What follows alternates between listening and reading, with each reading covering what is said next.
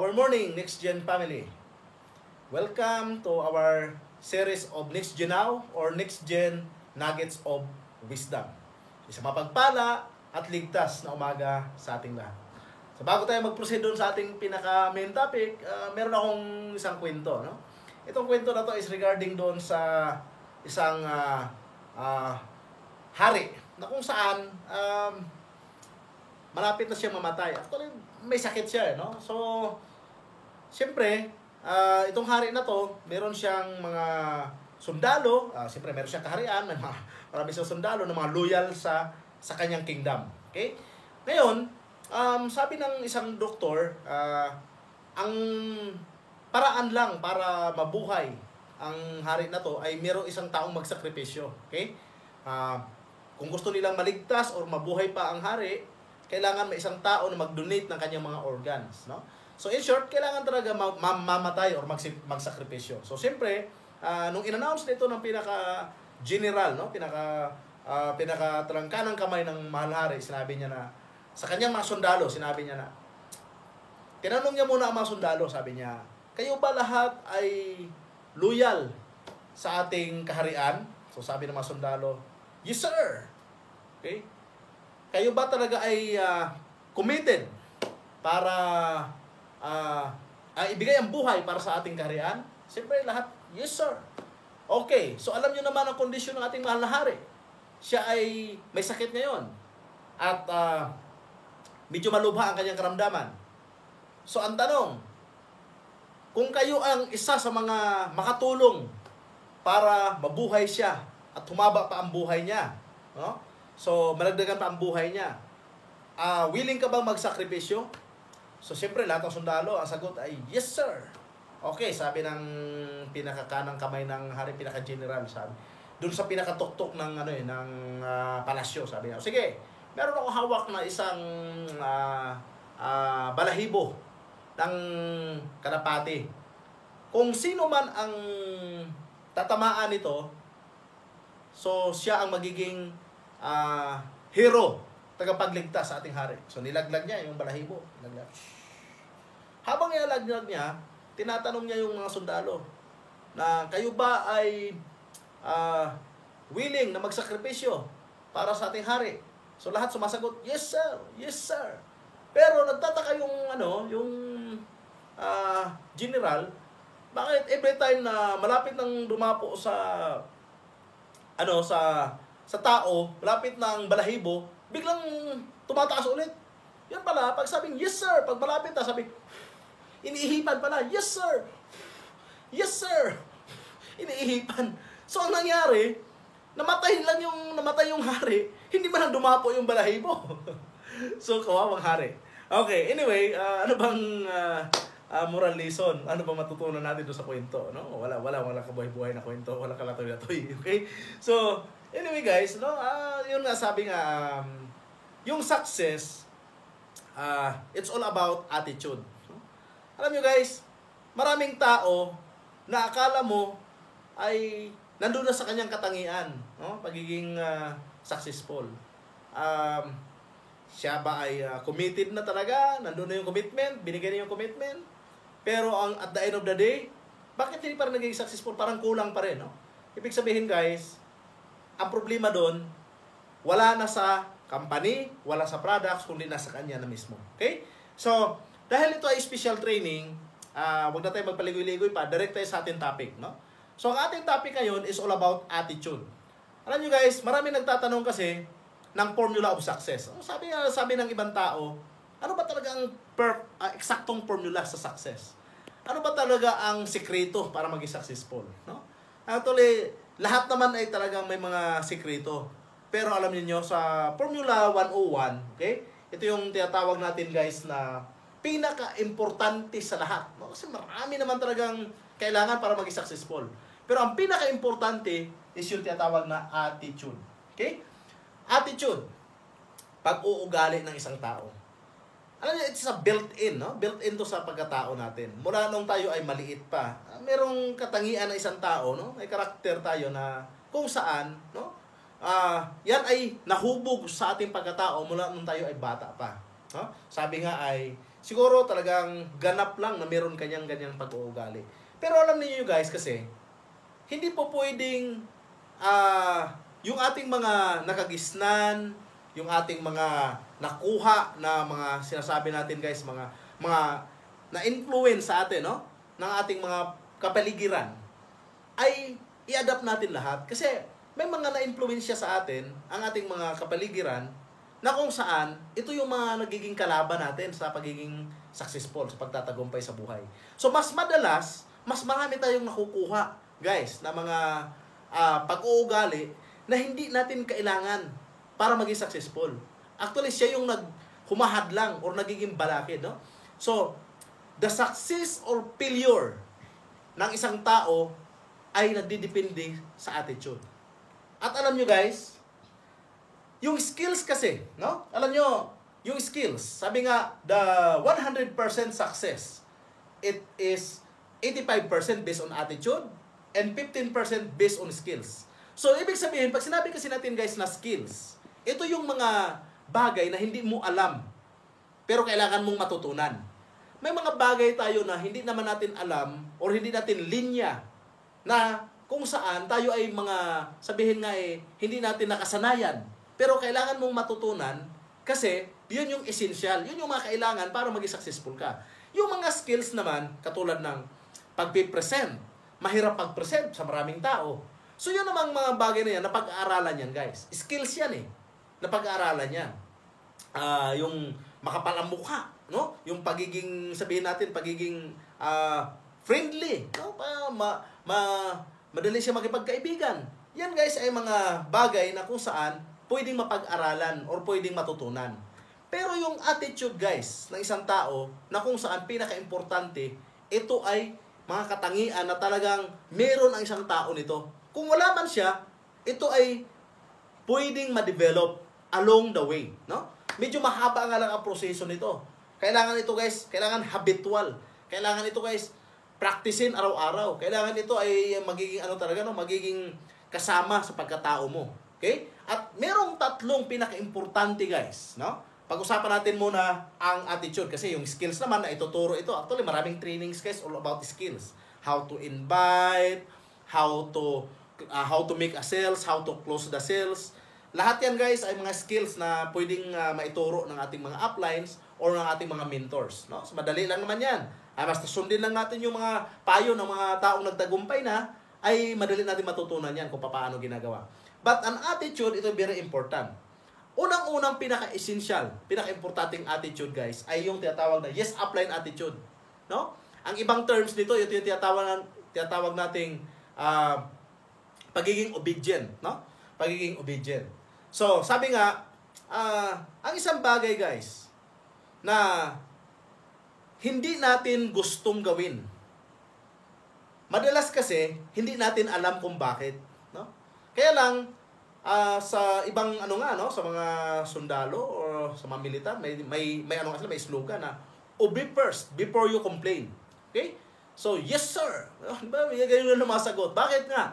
Bakit kailangan? Kasi may mga bagay guys na kahit hindi mo alam kung bakit mo siya kailangan gawin, ay alam yan ng mga taong nag-uutos sa atin or mga taong nag-advise sa atin, nagbibigay ng advice. Alam nila na maganda ang kahinatnan or magandang kalalabasan yan. Or alam nila na yun yung kailangan mo.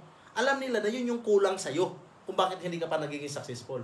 So, sa ganitong business, lalo-lalo na sa next gen, importante guys na makinig tayo sa mga mentors natin, sa mga coaches natin, sa mga advisors natin.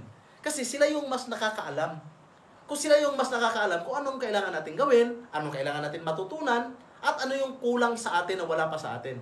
So, ang pinaka-importante rito guys, meron tayong yes upline attitude, no?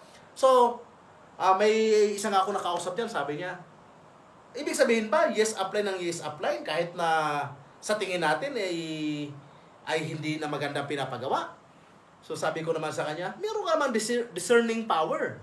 Ibig sabihin, malaman mo naman kung yung pinapagawa sa'yo ay moral, ethical, or legal, no? Sabi niya, kahit ba sinabi niya na sasayaw ako, kahit di naman ako marunong sumayaw, gagawin ko. Sabi ko, kung sa tingin mo naman ay hindi naman ikamamatay or hindi naman bawal na sumayaw, hindi sumayaw ka. Kahit Sabi niya, paano hindi ako marunong? Mapatututunan naman yan kung paano sumayaw. Okay? Sabi niya, pag sinabi ba ng apply, nakakanta ako, sintonado naman yung boses ko. Kakanta ako. Sabi ko sa kanya, actually, pwede mo naman tanggihan yan, pero malay mo, yun yung kulang sa'yo. Kasi, malay mo, sa pagkanta mo pala, dahan-dahan, maridevelop yung confident mo, self-confident mo. So, baka yun nakita ng apply mo, ng mentor mo na kulang sa'yo. So, wala naman sigurong masama doon kung kumanta ka. Diba? Sabi niya, paano ko sinabi ng upline ko na tumalon ako sa ilog? Hindi naman ako marunong lumangoy. Gagawin ko ba?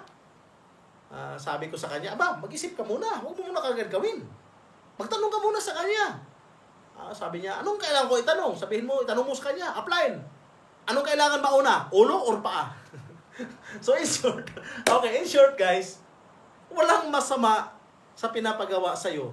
Baka kasi, yun yung kailangan mo.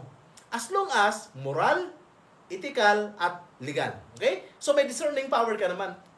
Alamin mo kung yung pinapagawa sa'yo ay hindi ba nakakasama sa'yo. No? Pag sinabi ng apply na umattend ka ng trainings, ito yung kulang sa'yo. So, malay mo, talaga namang may nakita pa si apply na kailangan mong i-improve. Okay? So, guys, again, pagiging obedient ay isa sa mga sikreto or isa sa mga paraan para magtatagumpay tayo or maging successful tayo sa business na pinasok natin. Okay?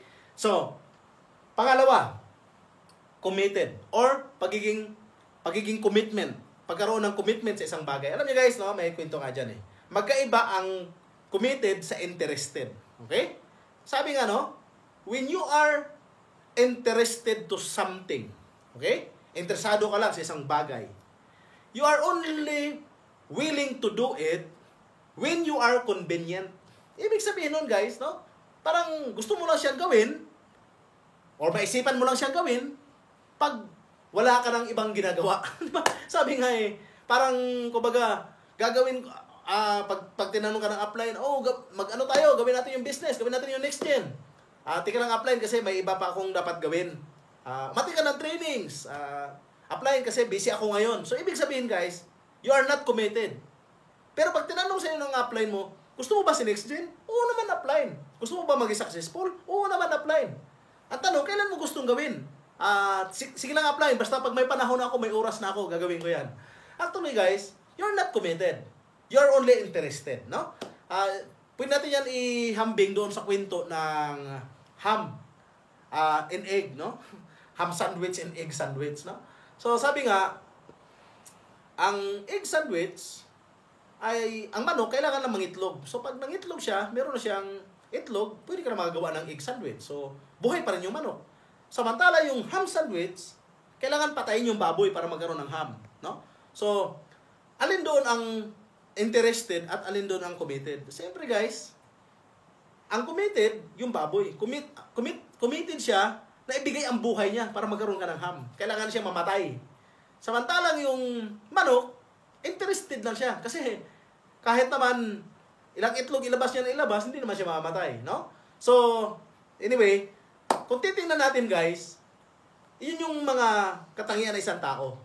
May tao na willing ibigay ang buhay para maging successful. May tao naman na saka na lang niya gagawin kung may panahon na siya, may oras na siya. Alam niyo, lagi namang excuses sa isang tao ay wala, busy. No? Alam niyo, busy. Yung word na busy ay ibig sabihin yan guys, pag sinabi mong busy ka, ibig sabihin yan, ikaw yung walang ginagawa. Okay? Kasi guys, pag isang tao talagang maraming ginagawa, hindi niyan kailangan busy. Actually, ang excuse niyan, hindi lang talaga priority, no? Kasi nga, meron tayong oras, 24 hours, lahat tayo may 24 hours a day. Nagdidepende yan kung paano mo siya gamitin. Actually, majority sa time ng isang tao, ginagamit niya ito sa bagay na kung saan mas importante sa kanya. Ginagamit niya ito sa bagay na mas malalim ang commitment niya. So, meaning, kung hindi mo binibigay ang oras mo sa isang bagay, ibig sabihin, hindi ka interesado at hindi ka committed sa bagay na yon. Madalas, siya ay nagiging pastime lang, no? So, pag pastime lang ang tingin mo sa negosyo mo, sabi nga, extra income lang, or kaya sabihin natin na, palipas oras lang, so hindi ka magiging successful sa ganyan. Okay? So, importante guys, committed ka sa isang bagay, hindi naman ibig sabihin na kailangan mong magpakamatay. Kundi, you are willing to take sacrifices at you are willing to give time. Alam niyo, ang kalaban talaga natin dito, oras. No? So, pag ang oras mo, hindi mo siya nagamit ng tama, ay talagang marami kang mga bagay na pwedeng masayang or pwedeng mapalagpas. No? Lalong-lalo na pagdating sa opportunity. Alam niyo guys, kasi ang opportunity, katulad ni Next Gen, si Next Gen ay napakagandang opportunity. Napakagandang opportunity para kumita, maging successful at makatulong sa maraming tao, lalong-lalo na sa bansa natin. So, ang ganda ng advocacy, ang ganda ng produkto, ang ganda guys ng kanyang mission, vision. Alam niyo guys, pag-aralan mong mabuti ito yung talagang maganda paglaanan ng panahon. Ito yung napakaganda pagbigyan ng oras para alamin na mas malalim pa ang negosyo na to. Okay?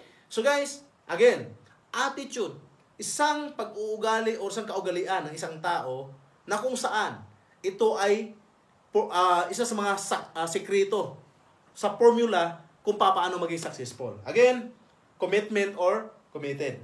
So, pangatlo is yung determined. No? Pagiging determinado sa isang bagay.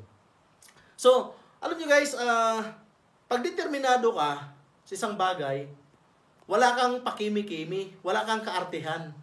Meron nga kaming isang slogan before sa grupo namin nung ako'y nag-umpisa pa lang. Wala pa akong alam sa business, wala pa ako masyadong maraming kakilala, pero gusto ko maging successful. Alam mo guys, it takes me 3 years para kumita. No, 3 years para matuto. Alam niyo yung 3 kong taon, unang 3 taon sa ganitong klase ng business, nung unang sumali ako, hindi naman ako kaagad kumita. Pero kaatin ng mga trainings, halos araw-araw or pinaka minimum 3 times a week na pag may mga trainings, umaatin ako. Dahil nga, committed ako, interesado ako, at sabi ng upline ko, kailangan ko matuto. So, attitude, yes, upline. Alam mo, meron kami slogan na no reason, no delay, no excuses. Okay? Alam niyo itong 3 na to?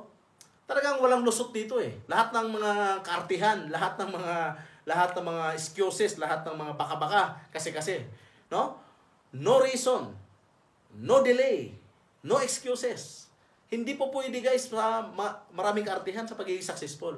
So, kailangan guys, gawa ng paraan, kailangan kahit anong mangyari, gagawin ang business, kahit anong mangyari, maging successful dahil nga ikaw ay determinado sa isang bagay. So, by the way, bago tayo magtapos guys, meron na akong isang kwento, no? About doon sa farmer. Actually, yung farmer kasi, yung kwento na yun ay all about doon sa isang sa isang farmer na nagtatanim siya ng Chinese bamboo. Alam mo Chinese bamboo? Naniwala siya.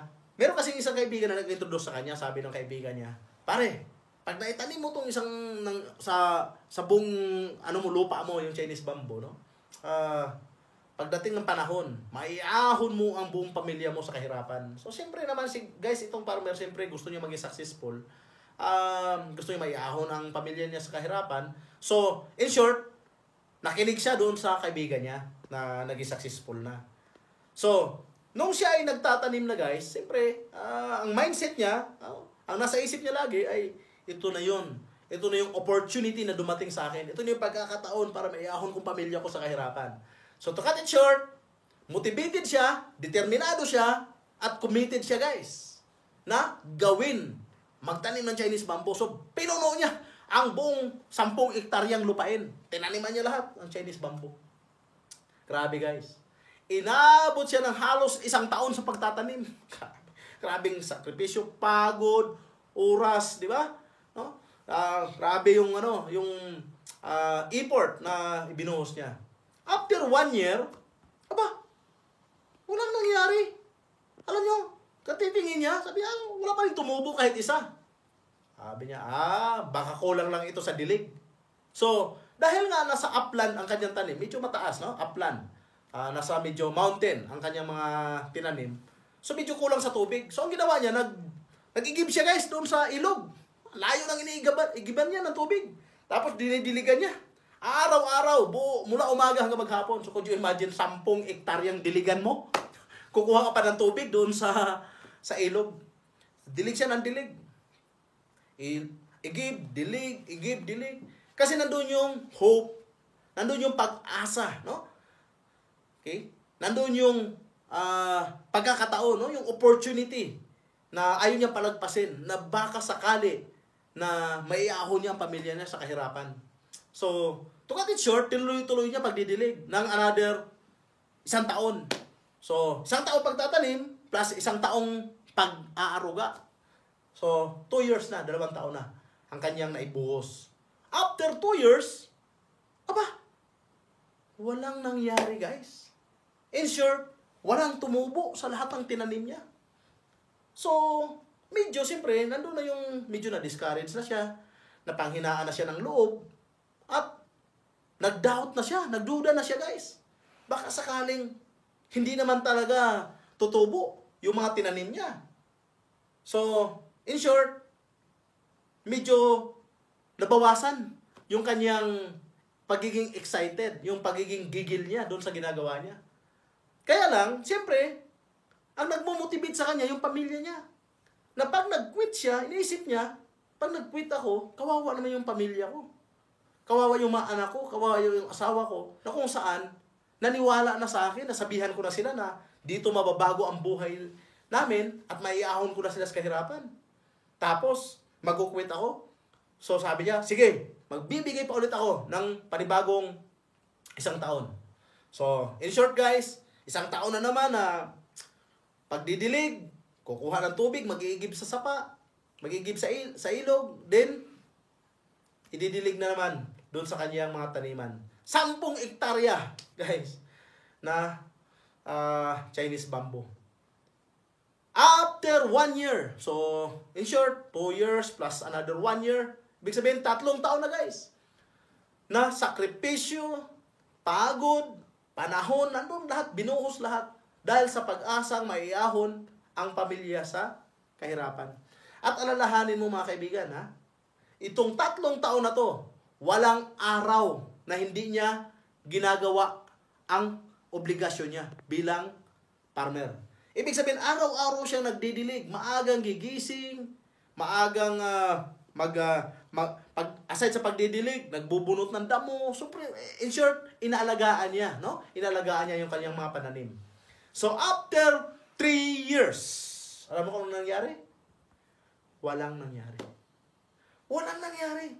So, ibig sabihin, guys, 3 taon na buhos buhay, buhos lahat. Sakripisyo, pagiging committed, determinado, so nandun na lahat eh. Pero alam mo, wala pa rin nangyari. So after 3 years, ito na. Nakakarinig na siya ng hindi maganda. Unang-una, sa mga taong nasa paligid niya. No? Pinagtatawanan na siya, guys. At sinasabihan na siya na, naku, itigil mo na yung ginagawa mo. Walang mangyayari dyan. Actually, kahit siya mismo, medyo nawawalan na rin ng pag-asa. Nawawalan na siya ng gana. Kaya lang, guys, yung pinanghahawakan talaga niya, yung pangarap niya para sa pamilya niya eh. Nasabi niya, balang araw, maiahon niya ang pamilya niya sa kahirapan. Eh, paano kung mag-quit siya? Iniisip niya, paano kung mag-quit ako? Paano kung hindi ko itutuloy ito? Ano naman ang gagawin ko? Saan naman ako mag-umpisa? Ano naman ang gagawin ko para maiahon kong pamilya ko sa kahirapan? May ibang paraan pa ba? Total, naumpisahan ko na to eh. 3 taon na ako nandito. Sige, another 1 year pa. So, in short guys, andito na naman siya. Magbunot ng mga damo. Okay? Diligan at siyempre, i-fertilize ng rapid growth. Di ba? Nandun na kasi next gen nun eh. Order siya sa next gen. Pero lang guys, kidding aside, so in short, andun. Sakripisyo ng panahon, ng oras, at ng talaga guys, dedikasyon. Nandun lahat, no? Time, money, effort, nandun, binuhos niya na lahat. Dahil sa pag-asa na yun ang mag-ahon sa kanila sa kahirapan. So, after 1 year ulit, so in short, 3 years plus another 1 year. So, pang-4 na taon, guys. Alam mo kung ano nangyari? Walang nangyari. So, dahil walang nangyari, ito na ngayon. Sa pamilya niya na mismo, may naririnig na siya. Sabi na ng asawa niya, baka naman talagang wala talagang mangyari dyan sa ginagawa mo. Siguro, maghanap ka lang ng ibang paraan. No? Minsan guys, sa buhay natin, di ba? Narinig natin yan sa ating mga asawa na, okay pa ba yung ginagawa mo? Baka naman may iba pang pwedeng gawin na kung saan mas maganda naman na opportunity kaysa dyan sa ginagawa mo. No? So, kahit yung mga anak niya, naahawa na rin siya kasi talagang, alam mo naman guys, siyempre bilang padre de pamilya, nakikita yung pangangailangan ng kanyang mga anak. So siya mismo, nag-isip na rin siya, oo nga, no? Mukhang kailangan ko na talagang tigilan to at maghanap na ako ng ibang paraan. So nandoon na guys, no? Ang kalaban niya na mismo, sarili niya. Plus pa yung mga taong nangungutya na sa kanya, naku, pinagtatawanan na siya. Alam mo, sa totoo lang, walang araw at wala siyang naririnig na pangungutya. Actually, pinagtatawanan na siya. Yung ibang tao nga guys sa inis, wala nang pakialam sa kanya no? Kumbaga parang siya mismo, binabaliwala na, no? Deadman na sa kanya. Parang pwede siya tawaging baliw na tong tao na to, no? So dahil nga siyempre guys, sabi niya, wala na talaga akong ibang choice. Wala na talaga akong ibang paraan. Total na umpisahan ko na to. Sayang naman yung 4 na taon. Magbibigay pa ulit ako ng another 1 year. So, guys, grabe, isipin mo guys. So, 1 year na naman na pag-iigib, pagdidilig, at pag-aaruga, no? Pag-alaga doon sa kanyang 10 hektaryang lupain na tinaniman ng Chinese bamboo. At ang layo pa nang iniigaban niya ng tubig. Grabe. Alam mo guys, siyempre dahil nandun na, ibinigay niya na lahat. So, another 1 year. So, 4 plus 1 year, 5 taon. Alam mo guys, 5 taon na sakripisyo. 5 taon na effort. 5 taon na talagang dedikasyon at pagmamahal sa kanyang ginagawa. Alam mo guys, ano nangyari? After 5 years, walang nangyari. So dahil walang nangyari, grabe guys, grabe ang kanyang pagiging, siyempre guys, discouraged na siya, nawalan na siya ng gana, pati siya galit na rin siya sa sarili niya. Sobrang depression ang naramdaman niya. Wala na, ibang mga tao, talagang grabe ang pangungutya na sa kanya. Alam mo, sa sobrang grabe ang depression niya, dahil sa sobrang grabing ginawa niya, tapos wala pa rin nangyari. Grabing iyak niya, guys. So dahil umiyak siya, tumutulo ang luha niya. Nung tumutulo ng luha niya, guys, at talagang, kumbaga, willing na siyang i-give up. No? Actually, parang willing na rin siyang i-give up at ibuhay niya. No? So talagang grabe yung depression na naramdaman niya. Dahil 5 taon na araw-araw, actually, naabot pa siya ng gabi, no? Sa bukid. Pag-iigib, pagdidilig, pagpapataba, at pagpapatay ng mga damo, pag-aaruga sa kanyang lupain. Tapos walang mangyari. So grabe guys. Iyak na talaga siya. Tapos, isang araw, nagulat siya ngayon. Paggising niya kinabukasan, nagulat siya. May bagong sibol. May nakita siyang isang maliit na sibol ng isang dahon. So, takbo siya, papunta siya doon sa bukid niya. Talagang gusto niya makita kung ano talaga yun. So, isang napakaliit na sibol. Ibig sabihin guys, tumubo bigla yung Chinese bamboo. Tapos, iniikot niya buong 10 hectares. Aba, ang daming maliliit na sibol. Alam mo guys, after 1 week, ang bilis lumaki. After 2 weeks, 3 weeks, 4 weeks, actually 6 weeks guys, umabot ng 90 feet ang taas ng Chinese bamboo. And to cut it short, yumaman siya at naging successful siya.